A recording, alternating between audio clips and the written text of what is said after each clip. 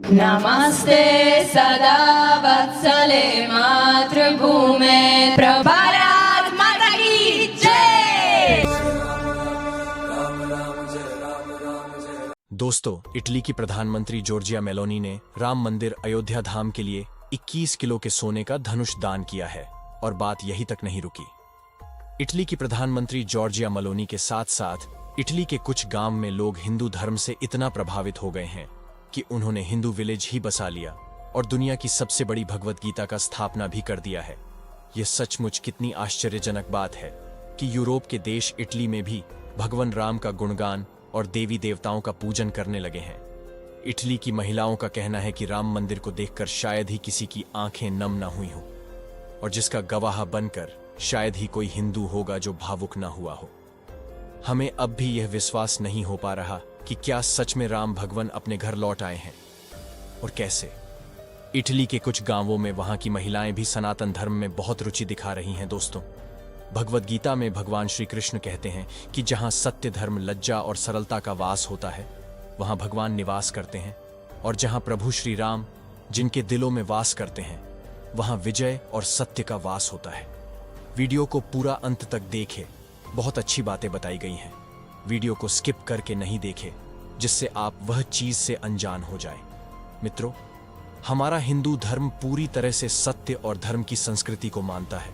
इसी कारण अनेक मुगल आक्रमणों के बाद भी हमारे हिंदू धर्म के अस्तित्व को कभी नुकसान नहीं पहुंचा पाया। कितने सौभाग्य की बात है कि हमारे हिंदू धर्म को मानने वाले लोग ना ही कट्टरपंथ सोच को बढ़ावा देते हैं और ना ही मानवता के प्रति आतंकवादी विचार रखते हैं। तभी तो आज पूरी दुनिया में हिंदू धर्म को अपनाने वाले लोगों की संख्या दिन ब दिन बढ़ती जा रही है। दोस्तों, आज की वीडियो में हमारे प्रभु श्री राम लल्ला के लिए वीडियो को एक लाइक करें और कमेंट में जय श्री राम जरूर लिखें। इटली पीएम जॉर्जिया मेलोनी ने वहां के सनातन धर्म को मानने वाले लोगों की भावना को महसूस करते हुए जो 21 केजी के सोने का धनुष दान किया है उसे भारत के लोगों द्वारा खूब प्रशंसा की जा रही है और पूरे भारत के लोगों में जॉर्जिया मेलोनी के लिए खुशी का माहौल दिखाई दे रही है और लोगों द्वारा इटली पीएम की तारीफें की पुल बांधी जा रही है। दोस्तों, आपको जानकर आश्चर्यचकित होगी कि इटली में कनाडा के बाद यूरोप में दूसरा सबसे ज्यादा हिंदू समाज के लोग निवास करते हैं। और यही नहीं, इटली के हिंदू समुदाय के लोग भी इटली में राम मंदिर बनाने के लिए जॉर्जिया मेलोनी से मांग कर रहे हैं। खुशी की बात यह है कि सनातनी त्योहार इटली में बहुत धूमधाम से मनाया जाता है और इसके लिए इटली के हिंदू संगठन के आधिकारिक तौर पर वहां हिंदू धर्म के त्योहार को मनाने के लिए मान्यता भी प्राप्त है। दोस्तों, इटली में भारतीय कल्चर का खूब प्रचार प्रसार हुआ है। इसमें पूजा करना, सांस्कृतिक कार्यक्रम करवाना महत्वपूर्ण माना जाता है। दोस्तों, अब इटली के लोगों के जुबान से भी श्री राम के जयकारे गूंज रहे हैं। कमाल की बात यह है कि इटली ही इकलौता और पूरे यूरोप कॉन्टिनेंट का सबसे बड़ा हिंदू विलेज है जो इतना खूबसूरत है जिसकी आप कल्पना भी नहीं कर सकते। इटली के इस गांव में रहने वाली महिलाएं केवल साड़ियां पहनती हैं। यहाँ के पुरुष केवल धोती, कमीज और हिंदू धर्म के दूसरे पारंपरिक कपड़े पहनते हैं। गांव में खेती करने के लिए ट्रैक्टर का यूज नहीं बल्कि बैलों के साथ सनातन के प्राचीन तौर तरीकों का उपयोग किया जाता है। यहाँ के बच्चे मॉडर्न एजुकेशन के साथ साथ सनातनी भाषा सीखकर वेद ज्ञान का अनुसरण करते हैं। और सबसे बड़ी बात, यहाँ के बच्चे स्कूलों में माथे पर तिलक लगाकर जाते हैं और स्कूल से आने के बाद इस गांव में बनी गौशालाओं में गौ माता की सेवा करने जाते हैं। और पिछले कुछ सालों में इटली के सबसे बड़े हिंदू विलेज में आने वाले टूरिज्म की संख्या इतनी अधिक बढ़ चुकी है कि एक साल में जितने टूरिस्ट पूरे इटली में आते हैं उससे 2 गुना अधिक टूरिस्ट अकेले इस एस्टिएंट हिंदू कल्चर पर बेस्ट इस गांव को देखने के लिए आते हैं। ये डेटा इटली के गवर्नमेंट ने खुद जारी की है। दोस्तों, इस सनातनी गांव का कई नाम है। सबसे पहला नाम है कृष्णा वैली, दूसरा नाम है नववर्ष धाम, तीसरा नाम है इंडियन कल्चरल पर इस गांव का मुख्य नाम कृष्णा घाटी है, यानी कि कृष्णा वैली ही है। इस गांव में खुद के स्कूल हैं, खुद के आयुर्वेदिक सेंटर्स हैं, मंदिर हैं, खुद की जैविक कृषि, वह भी बैलों के साथ सनातन के प्राचीन पारंपरिक तौर तरीकों से की जाती है, जिसको देखकर आपको भी ऐसा महसूस होगा कि सच में इटली के इस गांव में सनातनी युग की शुरुआत हो चुकी है। दोस्तों, आज से आगे आने वाले 400 या 500 साल बाद जब इस बात का इतिहास बताया जाएगा कि 22 जनवरी 2024 को अयोध्या धाम में भगवान श्री राम लल्ला के मंदिर की प्राण प्रतिष्ठा हुई थी, तो पूरी दुनिया उन लोगों से जलेगी जो राम मंदिर बनने के लिए विरोध कर रहे थे। उन लोगों से दुनिया घृणा करेगी, ईर्ष्या करेगी, जो जीते जी सब देख पा रहे थे। यकीन मानिए दोस्तों, अपने जीवन काल में भगवान श्री राम लल्ला के मंदिर की प्राण प्रतिष्ठा देखना ही इतना बड़ा पुण्य है। अब जरा सोचिए कि क्या आपसे बड़ा कोई सौभाग्यमान है, और अगर नहीं है तो इस दृश्य को देखने के लिए भगवान को शुक्र अदा कीजिए। मैं उस पल को देखकर मन मोह हो गया जो राम लल्ला की प्राण प्रतिष्ठा के वक्त इटली की इन महिलाएं श्री राम की आस्था में झूम रही थीं, और यहाँ के कुछ सनातनी महिलाएं हैं जिन्होंने राम मंदिर निर्माण के लिए अपना घर द्वार त्याग दिया।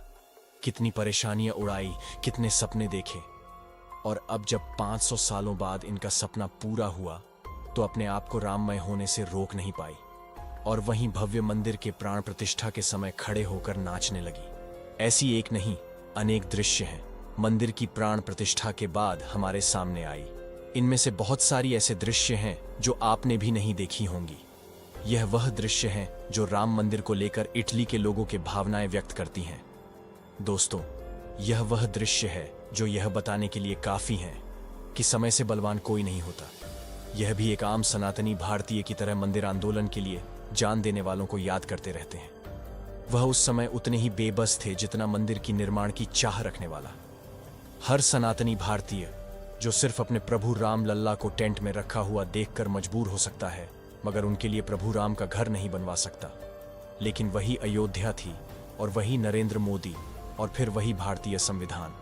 इन 33 सालों में समय का चक्र ऐसा घूमा कि उसने सारी चीजें बदल कर रख दी, और प्रभु राम का ऐसा वरदान के रूप में मोदी देश के प्रधानमंत्री बने।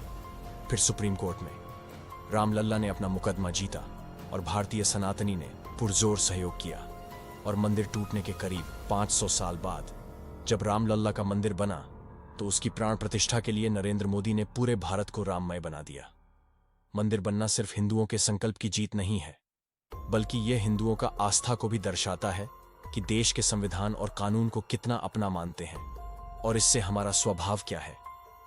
भारत की 75% से अधिक जनसंख्या हिंदुओं की है, और यहां तक यह भी है कि हिंदुओं के सबसे पूजनीय भगवान श्री राम की जन्म स्थल है अयोध्या, और इसे पाने के लिए हिंदुओं को ना जाने कितने कुर्बानियां भी देनी पड़ी।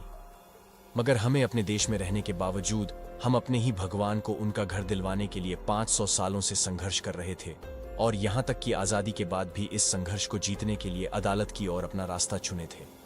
क्या आप उम्मीद भी कर सकते हैं कि सनातन के अलावा कोई और धर्म में उनके ऐसा ही पवित्र स्थान को बनाने के लिए इतने सालों तक संघर्ष किया होता, या कोई और धर्म अपने भगवान के लिए उनका घर बनवाने में इतना स्ट्रगल करता? कतई नहीं करता। जहां तक यह होता कि अदालत में जाना तो दूर, रातों रात दूसरे पक्ष को क्या से क्या कर दिया जाता। आज अयोध्या में प्रभु श्री राम का मंदिर बनने पर लोगों की खुशी देखकर हैरानी भी हो रही है, और एक तरफ दूसरे पक्ष को अच्छे से मालूम था कि अयोध्या में प्रभु श्री राम का मंदिर बनना हिंदुओं के लिए कितना जहर उगलने में लगे रहे, जो प्राण प्रतिष्ठा वाले दिन भी मंदिर बनाने को लेकर विवादित बयान कर रहे थे। वह विवादित ढांचा तोड़कर मंदिर बनाने की बात तो करते हैं, मगर उनके पास इस बात का कोई जवाब नहीं था। यह वीडियो को यहीं समाप्त करते हैं। इस वीडियो को एक लाइक जरूर कीजिए। बाकी आप लोगों का क्या मानना है, अपनी राय कमेंट में बताएं, और जय श्री राम जरूर लिखें। अपने दोस्तों के पास इस वीडियो को शेयर करें ताकि उन्हें भी जानकारी मिल सके, और इसी तरह के नॉलेजेबल वीडियो को देखने के लिए चैनल को सब्सक्राइब जरूर कीजिएगा। जय श्री राम।